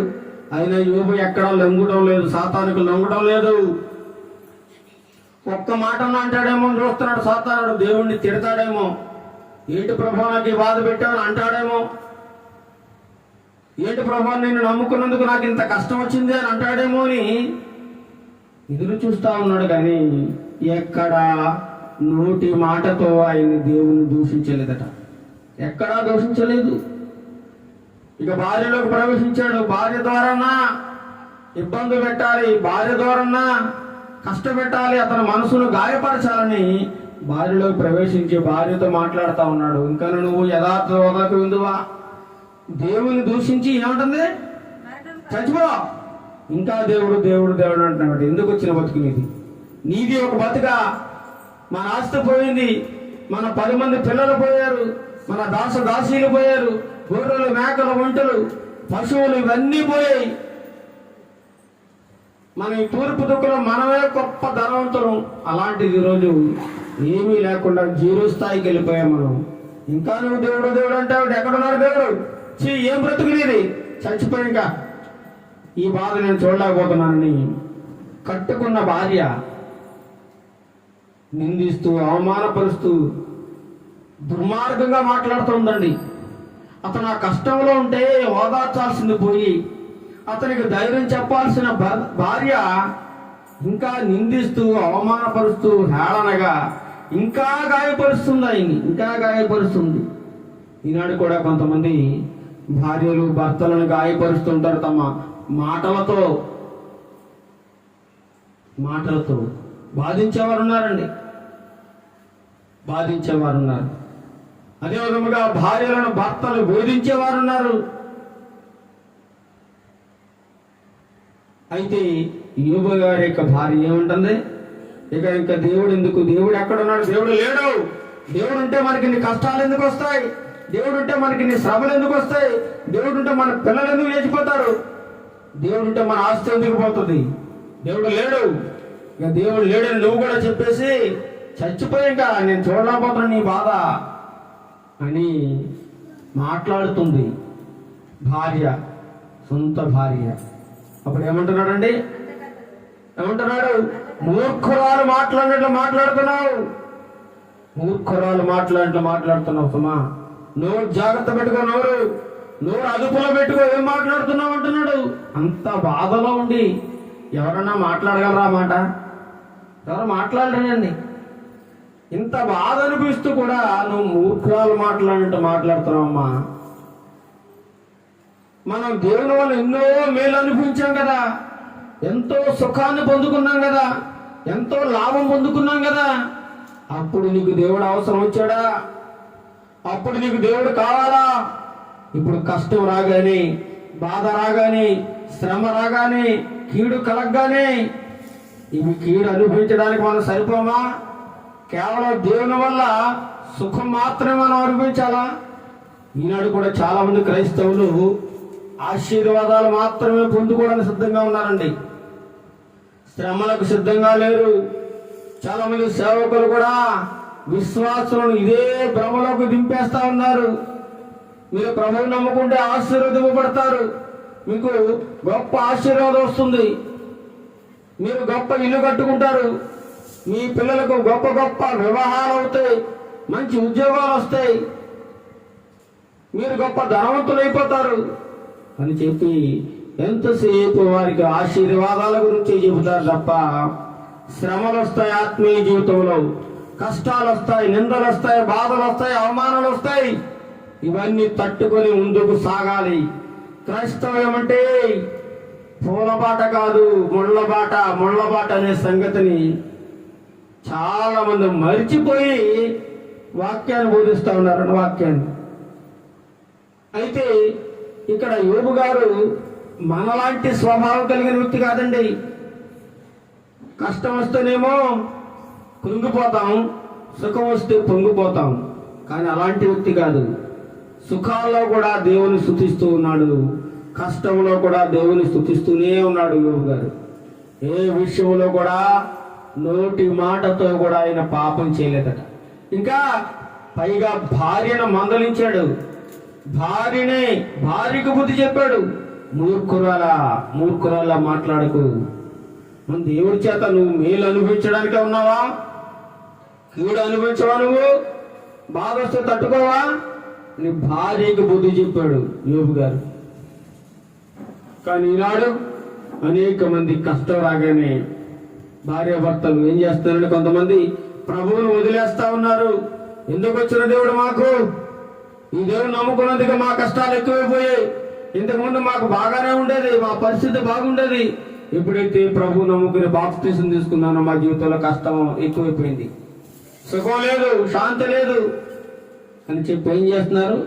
మళ్ళా వెనక్కి వెళ్ళిపోతా ఉన్నారు చాలా మంది వెనక్కి. కానీ యోబు అలాంటి వాడు కాదనమాట. అలాంటి వ్యక్తి కాదు. కష్టం వస్తే పారిపోయే వ్యక్తి కాదు, కష్టాల్లో కూడా నిలబడే వ్యక్తి, ఓదార్పు పొందే వ్యక్తి, తనను తాను ఓదార్చుకుంటా ఉన్నాడు. స్నేహితులు వచ్చారు. స్నేహితులు ఏం చేస్తున్నారు? స్నేహితులు యోబు గారికి అత్యంత ప్రియమైన స్నేహితులు ఉన్నారు. ఆ స్నేహితులు కూడా వచ్చి, ముగ్గురు స్నేహితులు, ఎలీఫజు, బెల్దదు, జోఫర్ అనే ముగ్గురు స్నేహితులు వచ్చి అతనికి జరిగినదంతా చూశారట. చూసి అతని బాధనంతా చూసి, అతనికి జరిగిన కష్టాన్ని, శ్రమను చూసి అతను ఓదార్చడానికి వచ్చారట. ఓదార్చడానికి, అతనితో కలిసి దుఃఖించడానికి వారి యొక్క ప్రాంతాలను విడిచిపెట్టి తన ప్రియ స్నేహితుడని యోబు గారిని ఓదార్చడానికి వచ్చారట. ఓదార్చడానికి వచ్చారు సరే, కానీ వారు ఓదార్పులో కూడా ఏం చేస్తున్నారండి? నిందిస్తూ ఉన్నారు యోబు గారిని. నువ్వు ఏ తప్పు చేశావు, దేవునికి నువ్వు విరోధంగా పాపం చేశావేమో, అందుకే నీకు ఇలా జరిగింది అని నిందిస్తూ ఉన్నారట. చూడండి 13వ వచనంలో 2వ అధ్యాయం. అతని బాధ అత్యధికంగా ఉండేనని గ్రహించి ఎవరును అతనితో ఒక్క మాట, అత్యధికమైన బాధ అండి, భరించలేని బాధది. మంట ఉళ్ళంతా మంటలు, కురుపులు, గాయాలు, రసి, రక్తము, చీము కారుతా ఉంది. అది ఆ పరిస్థితి ఊహించుకుంటేనే మనం చచ్చిపోతామండి. అలాంటి భయంకరమైన పరిస్థితుల్లో ఉన్నాడు యోబు గారు. అలాంటి అతని బాధ అత్యధికం. అప్పుడు అంటాడు 3వ అధ్యాయంలో 11వ వచనంలో గొప్ప మాట అంటాడు. పుట్టుకలోనే నేను ఎలా చావకపోతుని, ఏంటి ప్రభువా ఎందుకు నిన్ను పుట్టించావు? ఆ గర్భంలోనే నేను చచ్చిపోతే సరిపోను కదా? గర్భం నుండి బయలుదేరగానే నేను ఎలా ప్రాణం విడవకపోతుని, అప్పుడే పుట్టగానే చచ్చిపోతే నాకు ఇన్ని కష్టాలు ఉండకపోవును కదా, నాకు ఇన్ని బాధలు ఉండకపోవును కదా, ఎందుకు నాకు ఇన్ని కష్టాలని తనలో తాను బాధపడుతూ ఉన్నాడు. తన పుట్టినరోజులు కూడా శపించుకుంటా ఉన్నాడట. తనను తాను నిందించుకుంటా ఉన్నాడు. ఎందుకు నేను ఇంత భక్తిగా ఉన్నాను, ఇంత యథార్థంగా ఉన్నా సరే నాకు ఇన్ని కష్టాలు తప్పలేదని తనను తాను నిందించుకుంటూ, బాధపడుతూ, తన శ్రమను గుర్తు చేసుకుంటూ ఆ జీవితాన్ని కొనసాగిస్తూ ఉన్నాడండి యోబు గారు. ఇంతలో స్నేహితులు వచ్చి, ఓదార్చవలసిన స్నేహితులు ఏం చేస్తారండి? అతని మీద పుండు మీద కారం చల్లినట్టు మాట్లాడుతూ ఉన్నారు. పుండు మీద కారం చల్లి చల్లడం ఇంకా మంట ఎక్కువైపోద్ది. అది యోబు అనుకుంటున్నాడు 3వ అధ్యాయం 25వ వచనంలో, నాకు ఏది వచ్చిందని నేను బహుగా భయపడుతున్నాను, అది నాకు సంభవించుచున్నది. అబ్బా, ఏదైతే జరగకూడదని మనం అనుకుంటామో అదే వచ్చేసింది నాకు. ఏ రోగం అయితే రాకూడదని అనుకుంటామో అదే రోగం వచ్చేస్తుంది. ఏ కష్టమైతే కలగకూడదు అనుకుంటామో అదే కష్టం వచ్చేస్తుంది. ఏదైతే జరగకూడదు అదే జరుగుతుంది మన జీవితాల్లో. ఇక్కడ యోబు గారి జీవితంలో ఏదైతే జరగకూడదని అనుకున్నాడో, ఏ కష్టం అయితే రాకూడదనుకున్నాడో, ఏ ఉపద్రవం అయితే తన కుటుంబంలో రాకూడదనుకున్నాడో అలాంటి కష్టం వచ్చేసిందట. ఏది వచ్చినా నేను బహుగా భయపడుతును, అది ఏ నాకు సంభవించుచున్న నాకు భీతి పుట్టించినదే నా మీదకి వచ్చి దేనికోసం అయితే భయపడ్డాడో అదే నా మీదకి వచ్చేసింది.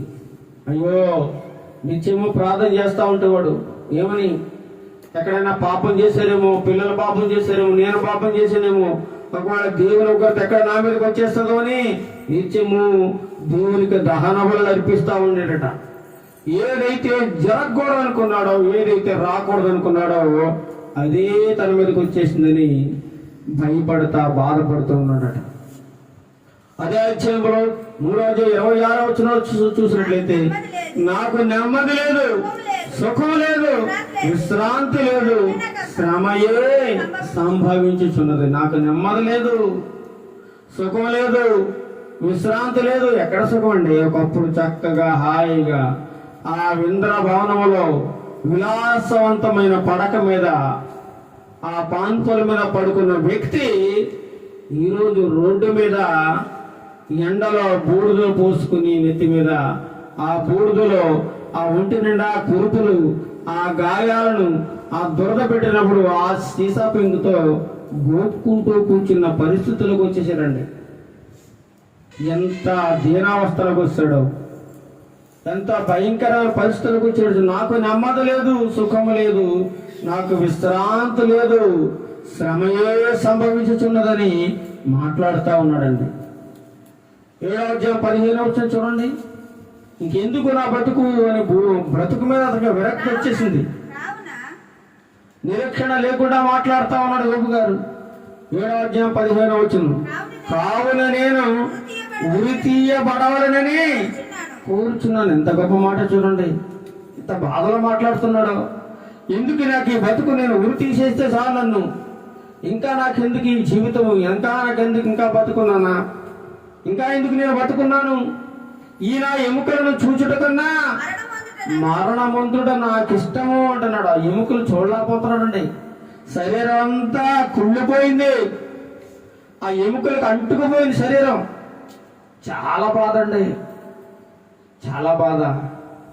చక్కని శరీరం ఒకనాడు దగదగ మెరిసిపోయేది శరీరం, తెల్లగా చక్కగా ఆరోగ్యవంతమైన శరీరం, మెరిసిపోతూ మేలి ఛాయి కలిగిన శరీరం. అలాంటి మంచి శరీరం ఇప్పుడు ఏమైపోయిందండి? ఎముకలకి అట్టుకుపోయిందంట. అందులో ఇక మాంసం లేదు, ఆ ఎముకలపై చర్మము ఆ ఎముకలకు అంటుకుపోయిందట. అంతగా ఎండిపోయాడు మనిషి. ఈయన ఎముకలను చూచుటకున్నా మరణముందుట నాకు ఇష్టము కదా అంటున్నాడు. ఎందుకు ఈ బతుకు? నా దినములు ఊపిరివలే ఉన్నవి, నా జోలికి రావద్దు అంటున్నాడు, నా జోలికి రావద్దు అంటున్నాడు. ఇంకా చూడండి, యోబు స్నేహితుల గురించి మాట్లాడుతా ఉన్న యోబు స్నేహితులు 19వ అధ్యాయము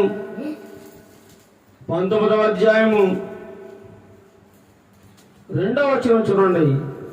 యోబు స్నేహితులు వచ్చి ఎలా మాట్లాడు. అక్కడేమో భార్య చాలా భయంకరంగా అవమానపరిచి దూషించింది భర్తని, కట్టుకున్న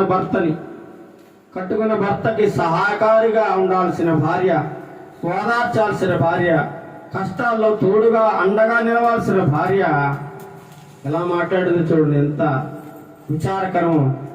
ఇక్కడ స్నేహితులు మాట్లాడుతూ ఉన్నారు. స్నేహితుల మాటలు 2వ ఎన్నాళ్ళు మీరు నన్ను బాధింతురు, ఎన్నాళ్ళు మాటల చేత నన్ను నలగగొట్టుదురు, 10 మార్లు మీరు నన్ను నిందించి సిగ్గు లేక మీరు నన్ను బాధించెదరు. నేను తప్పు చేసినడలా నా తప్పు నా మీదకే వచ్చును కదా అంటున్నాడు స్నేహితులతో. స్నేహితులు ఏం చేస్తున్నారట? ఇంకా ఇంకా ఇంకా బాధ పెడతా ఉన్నారు. ఓ యోబు, నువ్వు దేవుని దృష్టికి ఏ పాపం చేసావో అందుకే నీకు ఈ రోగం వచ్చింది. మనల్ని కూడా అంటూ ఉంటారండి, ఏదైనా కష్టం వచ్చినప్పుడు ఈ అన్యులు అంటారు, లోకులు అంటారు, వీడు ఏ తప్పు చేశాడు, వీడు ఏ పాపం చేశాడు, అందుకే ఈ బాధ వచ్చింది, అందుకే ఈ రోగం వచ్చింది, అందుకే చనిపోయాడు, అందుకే వీళ్ళ కుటుంబం ఎలా నాశనం అయిపోయింది, అందుకే ఇన్ని బాధలు వచ్చేసాయి, అందుకే ఈ పేదరికం, అందుకే ఈ అప్పులు, అందుకే ఈ శ్రమలు అని లోకలందరూ నిందిస్తూ ఉంటారు కష్టం వచ్చినప్పుడు. అదే విధంగా యోబు గారిని స్నేహితులు కూడా, స్నేహితుడు అంటే ఎలా ఉండాలండి? కష్టంలో తోడుగా ఉండాలి, కష్టంలో అండగా ఉండాలి. నిజమైన స్నేహితుడు ఏం చేస్తారట? విడివక ప్రేమిస్తారట. కానీ యోబు గారి స్నేహితులు ఏం చేస్తున్నారు? బాధ పెడతా ఉన్నారండి, ఇంకా ఇంకా గాయపరుస్తా ఉన్నారు మాటల చేత. వారు ఎన్నాళ్ళు మాటల చేత నన్ను నలగగొట్టుదురు, మాటలతో చంపేస్తున్నారండి వాళ్ళు. మాటలతో చంపేసేవాళ్ళు ఉన్నారు చాలా మంది, మాటలు. అందుకే అంటాడు కత్తిపోటు అంటే మాటలట, కత్తిపోటు. బళ్ళతో పొడాల్సిన పని లేదు. కత్తిపోటులు అంటే మాట ఒకటే విసిరేసామనుకోండి, వాళ్ళ బళ్ళతో పొడి చేసినట్టే. అలాంటి మాటలు మాట్లాడుతూ ఉన్నారు యోబు గారికి స్నేహితులు, ప్రాణ స్నేహితులు. వాళ్ళు ఎంతో ప్రియమైన స్నేహితులు, ఎంతో యోబు గారికి ఇష్టమైన స్నేహితులు. వాళ్ళు ఏం మాట్లాడుతున్నారు? బాధ పెడతా ఉన్నారు, మాటలతో విసిగించేసి నలగొట్టి ఇంకా ఇంకా ఇంకా గాయాలను రేపుతున్నారు స్నేహితులు. 10 మార్లు నిందించారట, 10 సార్లు. ఇంకా ఏ ముఖం పెట్టుకుని సిగ్గు లేకుండా నన్ను ఇంకెంతకాలం మీరు బాధిస్తారయ్యా?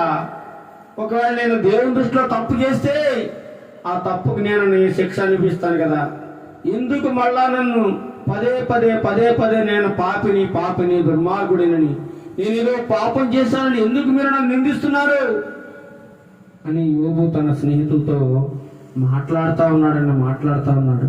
ఒక పక్క భార్య దూషించింది, ఇంకొక పక్క స్నేహితులు అవమానపరుస్తూ గాయపరుస్తూ ఉన్నారు. ఇంకా చూసినట్లయితే ఇక బంధువులట 14వ వచనం, 19:14. నా బంధువులు నా యొద్దకు రాక ఉన్నారు. బంధువులు ఉంటారు కదా యోబు గారికి. ఎప్పుడు వస్తారో బంధువులందరూ? మనకు ఒక మంచి బిల్డింగ్ ఉన్నప్పుడు ఒక ఆయన చెప్పాడు, మీకు బంధువులు ఎందుకు రావడం లేదో తెలుసా అన్నారు నన్ను. మీ బంధువులు నిన్ను పట్టించుకోకపోవడానికి కారణం, మీ బంధువులు మీ దగ్గరికి రాకపోవడానికి కారణం, మీతో మాట్లాడకపోవడానికి కారణం ఏంటి తెలుసా? ఏంటి చెప్పండి అంటే, మీకు మంచి బంగ్లా లేదు, మంచి కారు లేదు, మంచి ఉద్యోగం లేదు, విలాసవంతమైన జీవితం లేదు, గొప్ప హోదా లేదు, అందుకే మీ దగ్గరికి ఎవరో రావడం లేదండి. ఒకవేళ ఇవన్నీ మీకు ఉన్నట్లయితే అందరూ బంధువులే ప్రతిరోజు వచ్చేస్తారు మీ ఇంటికి, ప్రతిరోజు వచ్చేస్తారు. నిజమండి, నిజమే మాట. ఇక్కడ కూడా యోబు గారి దగ్గరికి ప్రతి నిత్యము తన బంధువులందరూ వచ్చేవారట. చక్కగా విందు భోజనాలు వేసి వెళ్ళేవారట. అందరూ అతని దగ్గర మేలు పొందుకున్నవారే. కానీ ఈనాడు పరిస్థితి అంతా తారుమారైపోయింది, ఏదీ లేదు, సమస్తం పోయింది. పిల్లలందరూ పోయారు, ఆస్తిపాస్తులు పోయాయి, ఒళ్ళంతా కురుపులు గాయాలు. దిక్కులేనివాడైపోయాడు, దిక్కులేనివాడు. ఏ బంధువులు రావడం లేదు, ఏ అన్నదమ్ములు రావడం లేదు, ఏ అక్క చెల్లెళ్ళు కనపడడం లేదు, ఏ తోబుట్టూరు కూడా కనపడడం లేదని ఎవరు రాకున్నారట.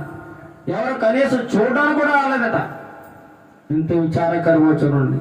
సామెత ఉంటుంది, బెల్లం ఉన్నంత వరకే చీమలు, నీ దగ్గర ఆస్తి ఉన్నంత వరకు, నువ్వు మంచిగా ఉన్నంత వరకు నీతో మాట్లాడుతావు, నీ దగ్గరికి వస్తారు, నీ దగ్గర ఏదో ఆశించి వస్తారు. నీకు ఏమీ లేదని తెలిసినాడు నిన్నేమో పట్టించుకోండి, నీ దగ్గరికి రాడు, నీ వైపు కూడా కన్నెత్తి చూడడం. సత్యమని యథార్థము. నా బంధువులు నా యొద్దకు రాక ఉన్నారంటున్నాడు. నా ప్రాణ స్నేహితులు నన్ను మరిచిపోయి ఉన్నారని బాధపడుతున్నాడు. నా ప్రాణ స్నేహితులు, ప్రాణాన్ని ప్రాణంగా పెట్టుకున్నాను కదా, ఎన్నో ఆశలు పెట్టుకుని నా స్నేహితులు నన్ను ఓదారుస్తారని, నా స్నేహితులు నాకు ధైర్యం చెబుతారని, ఈ కష్టంలో నాకు అండగా ఉంటారని ఎంతో ఆశించాను. కానీ ఏ ఒక్కడో కనబడలేదు నాకు. నా ప్రాణ స్నేహితులు నన్ను మరిచిపోయి ఉన్నారు. నా ఇంటి దాసీ జనులు నన్ను అన్యునిగా ఇచ్చేదరు. ఆ ఇంట్లో పనిచేసి దాసీలండి. ఒకప్పుడు ఆయన జీతం ఇస్తే బతికినోళ్ళు, ఆయన భోజనం పెడితే తిన్నవాళ్ళు, ఆయన బట్టలు ఇస్తే కట్టుకున్నవాళ్ళు. ఈరోజు ఆ ఇంట్లో పనిచేసే దాసీలు కూడా అయ్యో మా ఓనర్ గారు, మా అయ్య గారు ఇలా అయిపోయింది పరిస్థితి అని వచ్చి చూసినోడు ఒకళ్ళు లేడట. ఎంత విచారకరం వచ్చారండి.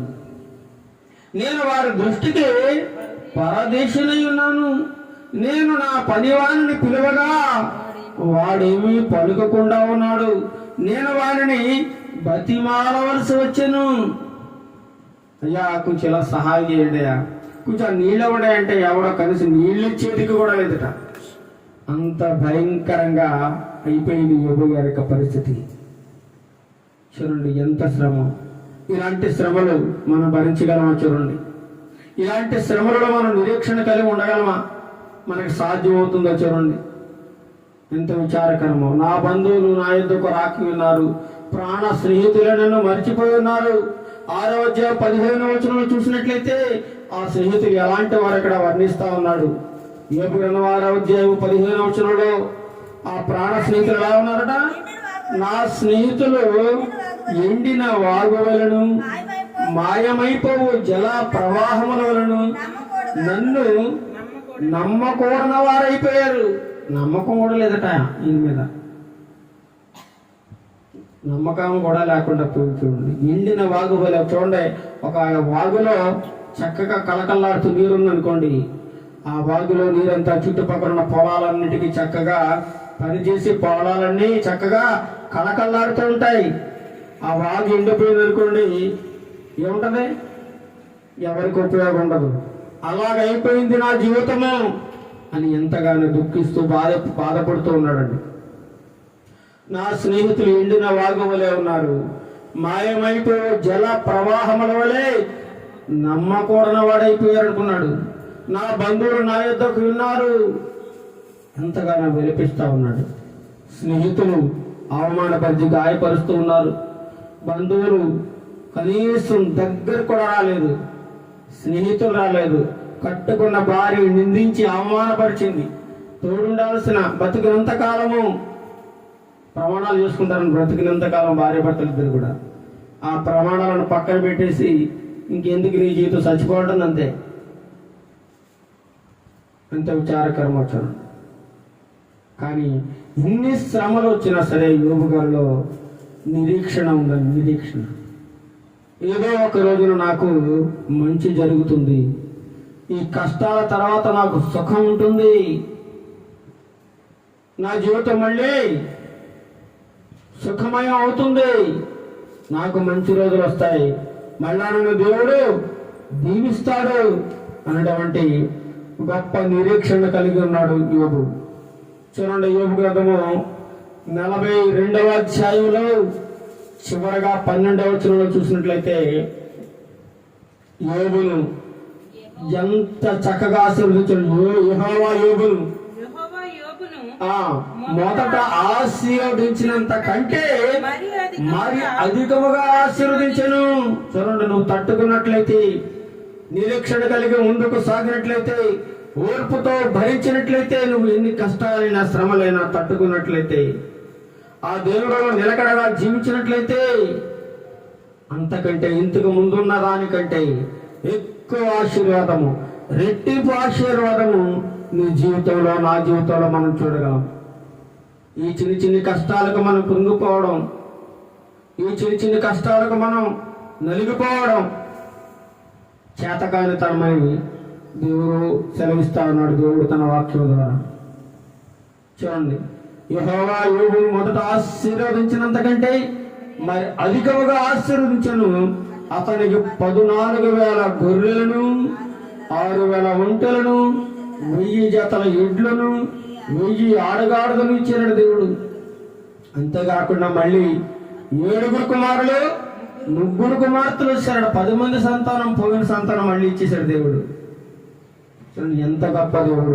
నువ్వు అనుకుంటున్నావేమో, నా పరిస్థితి ఇంతే, నా పరిస్థితి మారదు, ఈ కష్టాలు ఇంతే, ఇంతకు ముందు హాయిగా బ్రతికాం, ఇప్పుడేంటి ఈ కష్టాలు? ఇంతకుముందు మా జీవితం బాగుంది కదా, ఇక్కడికి వచ్చి ఇన్ని కష్టాలు అనిపిస్తున్నామేంటి, మా బంధువులు మమ్మల్ని ఎగతాళి చేస్తున్నారేంటి, నా స్నేహితులు అవమానపడుతున్నారేంటి అని నేను మనందరూ అనుకోవచ్చు. వారి మాటలు మనం ఒకసారి గాయపరచవచ్చు. కానీ మనం నిరీక్షణ కలిగి ఉండాలి. నిరీక్షణ అనగా ఎదురు చూడటం, ఎదురు చూడాలి. దేవుడు మన జీవితంలో గొప్ప ఆశీర్వాదం ఇవ్వబోతా ఉన్నాడు. ఈ శ్రమలు కలకాలం మన జీవితంలో ఉండవు, ఈ కష్టాలు కలకాలం ఉండవండి. దేవుడు ఈ కష్టాలను ఆశీర్వాదాలుగా మార్చబోతా ఉన్నాడు. నిందను పూదండగా మార్చబోతా ఉన్నాడు. అవమానం ఆశీర్వాదంగా మార్చబోతా ఉన్నాడు. అందుచేతనే మనము క్రైస్తవ జీవితం అంటే నిరీక్షణ కలిగి ఉండాలి. నిరీక్షణ ప్రతి విషయంలో ఓపిక కలిగి ఉండాలి. తట్టుకొని జీవించాలి. చిన్న చిన్న కష్టాలకు కృంగిపోకూడదు, నలిగిపోకూడదు, వేదన చెందకూడదు. కష్టాల్లో కూడా మరింత ధైర్యంగా ఆయన ప్రార్థన చేసినట్లయితే తప్పకుండా ఆయన ఇచ్చే గొప్ప బహుమానమును పొందుకోగలుగుతాం. యోబు జీవితంలో దేవుడు రెట్టింపు ఆశీర్వాదం చూశాడు. ఎందుచేత నిరీక్షణ కలిగి జీవించాడు. ఏ విషయంలోనూ పాపము చేయలేదు, దేవుని దూషించలేదు, దేవుని అవమానపరచలేదు, దేవుని ఇదేం దేవుడు అనే మాట కూడా బాధైనా అన్నదేమో, కానీ ఆయన ఒక్క నోటు మాట కూడా మాట్లాడలేదండి. అందుచేతనే శ్రమలలో నిరీక్షణ సాధ్యమే క్రైస్తవులకి. అన్యులకైతే అది సాధ్యం కాదు, కానీ దేవుని ఎరగని వారికి సాధ్యం కాదు, కానీ దేవుని నమ్ముకున్న వారికి నిరీక్షణ కలిగి జీవించడం సాధ్యమే. అలా బ్రతకాలని దేవుని వాక్యం సెలవిస్తా ఉంది. అందుచేతనే శ్రమ దినం నువ్వు కృంగిపోతే నువ్వు చేతకాని వాడు అయిపోతావని వాక్యం సెలవిస్తా ఉంది. కీర్తనకారుడు కూడా అంటా ఉన్నాడు, 42వ కీర్తన 5వ చరణము, 42వ కీర్తన భాగం, నా ప్రాణమా, 42వ కీర్తన 5వ చరణం, నా ప్రాణమా నీవు ఎలా కృంగినావు, ఎందుకు నువ్వు నా ప్రాణమా ఎందుకు కృంగిపోతా ఉన్నావు, ఈ చిన్ని చిన్ని కష్టాలకు ఎందుకు కృంగిపోతా ఉన్నావని మాట్లాడుతూ ఉన్నారని కౌరవ కుమారులు రచించినటువంటి కీర్తన భాగంలో, ఓ నా ప్రాణమా ఎందుకు నువ్వు కృంగిపోతున్నావు, నాలో నువ్వు ఎలా తొందరపడుతున్నావు. తొందర ప్రతిదానికి తొందర అండి. ఏదైనా కష్టం కలిగితే తొందర, ఏంటి ఇంకా గాయం మానలేదండి అనుకుంటాం మనం. ఇంకా ఎంతకాలం భరించాలి ఈ బాధ, ఇంకా ఈ కష్టాలు ఎంతకాలం, ఇంకా మన జీవితంలో మంచి రోజులు రావా, సుఖం రాదా, మన పిల్లల పరిస్థితి ఏంటి, మన బ్రతుకేంటి, ఎలా బ్రతకాలి, ఎలా జీవించాలి, ఇదే ఆలోచన కలిగి జీవిస్తాం. కానీ దేవుడు అంటున్నాడు ప్రయాసపడి భారం మోసుకొని చిన్న సమస్త జనులారా నా ఎద్దుకు రండి, నేను మీకు ఏం చేస్తానంటున్నాడు, విశ్రాంతి ఇస్తానయ్యా, విశ్రాంతి. నీ బాధలు, నీ యొక్క కష్టాలు ఇవన్నీ కూడా నా మీద వేయి, నువ్వు నిశ్చింతగా ఉండు, ధైర్యంగా ఉండు, నీ భారం అంతా నా మీద మోపు, నేను నీకు సహాయం చేస్తానంటున్నాడు. దావీదు భక్తుడు అంటాడు, కొండల వైపు నా కరుణెత్తుచున్నాను, నాకు సహాయము ఎక్కడ నుండి వచ్చును, ఎవరు నాకు సహాయం చేస్తారు, యెహోవా వలననే నాకు సహాయం దొరుకును. యెహోవా వలనే. నీకు సహాయం చేసే వాళ్ళు ఎవరు ఉండండి ఈ లోకంలో. నీ బంధువులు కానీ, నీ స్నేహితులు కానీ, ఇరుగు పొరుగు వారు కానీ, నీ తోబుట్టులు కానీ, నీ అక్క చెల్లెలు కానీ, అన్నదమ్ములు కానీ ఎవరు నీకు సహాయం చేయరు. కేవలం దేవాది దేవుడు మాత్రమే నీకు సహకారిగా ఉన్నాడు, నిన్ను పోషించేవాడు, నిన్ను ఆదరించేవాడు. నువ్వు అనుకోవచ్చు, ఏంటి నా తల్లిదండ్రులు పట్టించుకోవడం లేదు, నా అక్క చెల్లెలు నన్ను పట్టించుకోవడం లేదు, నా బంధువులు నన్ను పట్టించుకోవడం లేదని నువ్వు నిరాశ చెంది ఉండవచ్చు. కానీ దేవుడు వీళ్ళందరికంటే ఎక్కువైన వాడు, వీళ్ళందరికంటే గొప్ప ఆదరణ, ప్రేమ చూపించేవాడు మన దేవుడు మనకుండగా ఏమాత్రము కృంగిపోవాల్సిన పనులు. నా ప్రాణమా ఎలా కృంగి ఉన్నావు, నాలో నీవేళ తొందరపడుచున్నావు, తొందరపడుకో నా ప్రాణమా, కష్టాలకు కృంగిపోకు. దేవుని దేవుంచాలట నిరీక్షణ ఉంచు. ఈరోజు మన పాఠం అది, దేవుని దేవుంచాలట మనం నిరీక్షణ. శ్రమలలో నిరీక్షణ కలిగి జీవించాలి. కష్టాలలో నిరీక్షణ కలిగి జీవించాలి. ఆయనే నా రక్షణకర్తయ్యను, నా దేవుడైన చెప్పుకొనుచు ఇంకా నేను ఆయన ఏం చేస్తాను? స్తుతించదను. కష్టాల్లో, బాధల్లో, నిందల్లో, అవమానాల్లో స్తుతిస్తూనే ఉండాలి. 62వ కీర్తన 5వ చరణం చూడండి. 62:5 కూడా, 62:5లో కూడా, నా ప్రాణమా దేవుని నమ్ముకుని మౌనముగా ఉండుము, ఆయన వలననే నాకు నిరీక్షణ కలుగుచున్నది అంటున్నాడు.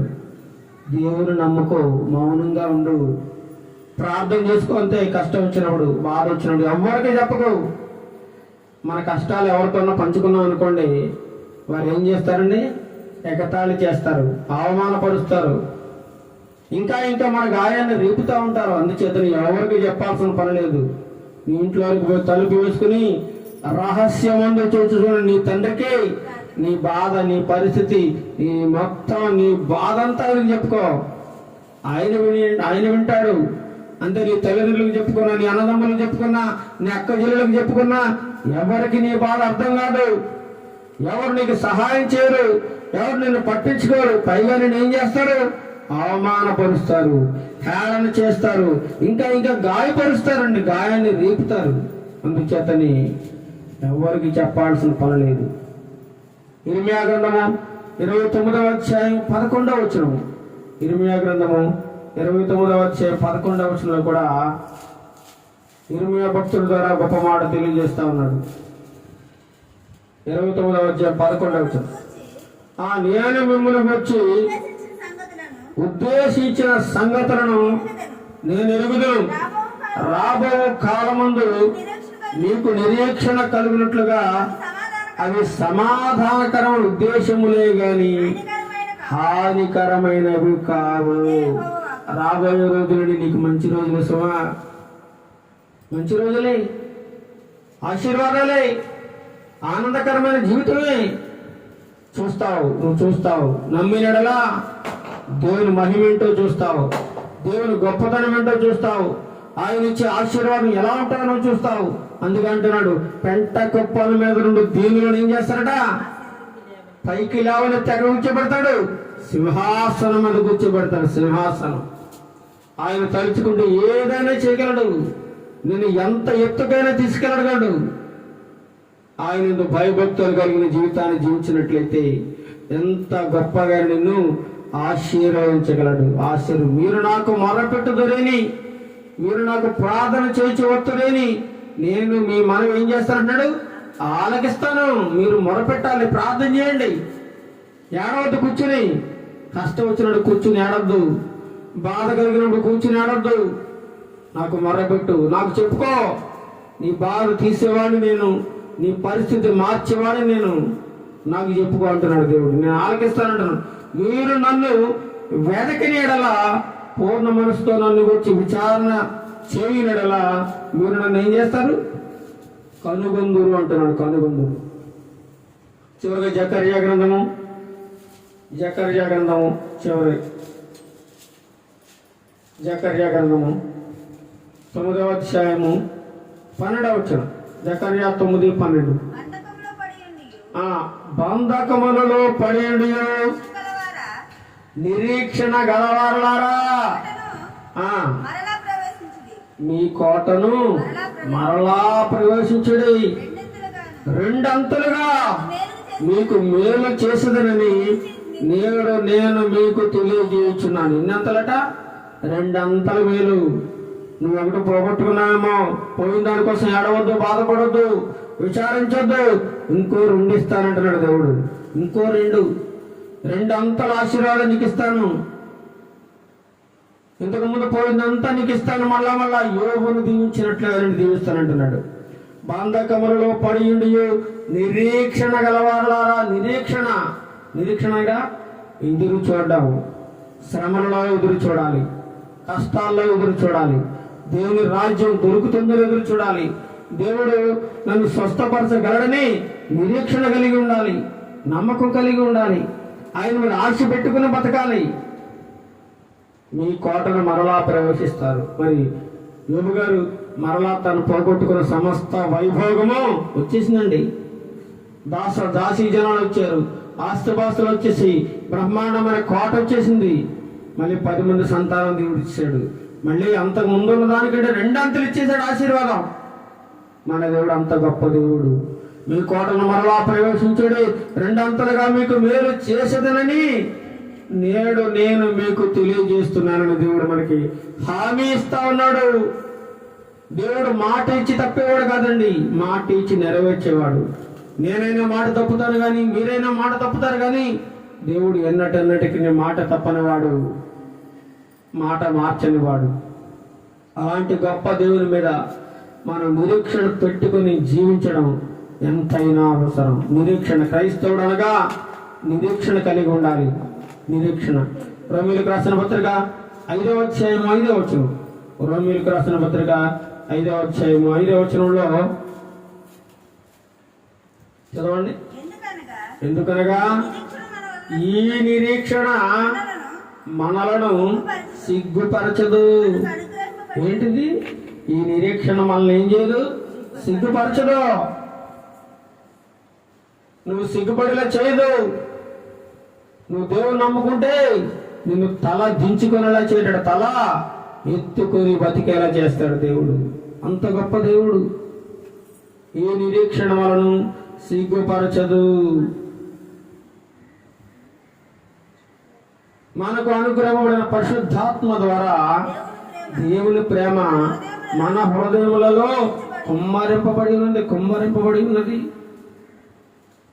కాబట్టి మనము శ్రమలలో ఏముండాలంటే నిరీక్షణ కలిగి జీవించడం క్రైస్తవునికి సాధ్యమే. ఈ లోకంలో ఉన్న వారికి సాధ్యం కాకపోవచ్చు, కానీ దేవుని వాక్యం ఎరిగిన నీకు నాకు మనందరూ కూడా నిరీక్షణ కలిగి జీవించడం సాధ్యమైనటువంటి గొప్ప విషయాన్ని దేవుడు దైవ గ్రంథంలో అనేకమైన వచనాలను చూపిస్తూ మనకెంతో ఓదార్పునిస్తా ఉన్నాడండి. కష్టాలు వచ్చినప్పుడు, బాధలు కలిగినప్పుడు, ఆర్థిక పరిస్థితులు మనని చుట్టుముడుతున్నప్పుడు, అప్పుల సమస్యలు మనల్ని వేధిస్తూ ఉన్నప్పుడు మనం ఏమాత్రం అధైర్యపడకుండా, ధైర్యమును కోల్పోకుండా మన బాధను, మన పరిస్థితిని, మన స్థితిగతులను, మన అవమానాలను, నిందలను, మన కష్టమును, రోగమును ఆ దేవుని సన్నిధిలో చెప్పి, ఆ దేవునికి చెప్పుకుని బ్రతిమలాడి ఏడ్చి ప్రార్థించి నిరీక్షణ కలిగి ఎదురు చూసినట్లయితే తప్పకుండా ఏదో ఒక రోజున దేవుని నుండి సమాధానం వస్తుంది, గొప్ప ఆశీర్వాదం వస్తుంది. 2 అంతల రెట్టింపు ఆశీర్వాదాన్ని దేవుడు నీ జీవితంలో, నా జీవితంలో తప్పక దయచేస్తాడు. నమ్ముటం ఎవరినైతే నమ్ముని వానికి సమస్తము సాధ్యమే. నమ్ము, అంతే. నీ పరిస్థితి మారుతుందని నమ్ము, నీకు ఉద్యోగం వస్తుందని నమ్ము, నీ రోగం పోతుందని నమ్ము, నీ కష్టం తీరిపోతుందని నమ్ము, నీ అప్పుల బాధ తీరిపోతుందని నమ్ము, నీ పరిస్థితి అంతా దేవుడు మార్చగలడని నమ్ము, నీ కుటుంబంలో నీ పిల్లలకు ఉద్యోగాలు వస్తున్నాయని నమ్ము, నీ కుటుంబంలో నీ పిల్లలకు మంచి సంబంధాలను దేవుడు ఇస్తున్నాడని నమ్మి నువ్వు ప్రార్థన చేసి ఆయనలో నిరీక్షణ కలిగి ముందుకు సాగినట్లయితే సమస్తము సాధ్యమవుతుంది. సమస్తము సాధ్యం. అటువంటి గొప్ప ఆదరణ కృపను దేవుడు మనందరికీ సమృద్ధిగా దయచేయుగాక. ఆమేన్, ఆమేన్. ప్రార్థన చేసుకుందాం. మమ్మల్ని అతి మిక్కలుగా ప్రేమిస్తున్న మా ప్రియ తండ్రి, నీకే వందనాలు, స్తోత్రాలు చెల్లిస్తున్నాం నాయన. ఈ దినమున శ్రమ వచ్చినప్పుడు నువ్వు కృంగిపోకూడదు. ధైర్యం కలిగి, నిరీక్షణ కలిగి జీవించాలి. ఆయనలో భయము, భక్తి కలిగిన జీవితాన్ని యోబువలే జీవించినట్లయితే 2 అంతల ఆశీర్వాదాన్ని పొందుకుంటామని మాకు నీ వాక్యపు వెలుగు ద్వారా మీరు మాతో మాట్లాడే విధానం బట్టి వందనాలు, స్తోత్రాలు చేస్తున్నాం నాయన. అవును ప్రభా, మాకు చిన్న చిన్న కష్టాలు వచ్చినప్పుడు, బాధలు కలిగినప్పుడు అనేక సార్లు మేము కృంగిపోతున్నాము నాయన. అయ్యో నా పరిస్థితి ఏంటి, నాకెందుకు ఈ శ్రమలు, నాకెందుకు ఈ కష్టాలు, నా తోటి వారందరూ హాయిగా ప్రశాంతంగా బ్రతుకుతుండగా నాకే ఎందుకు ఈ శ్రమలని మాకు కొన్నిసార్లు అనిపిస్తూ ఉంటుంది నాయన.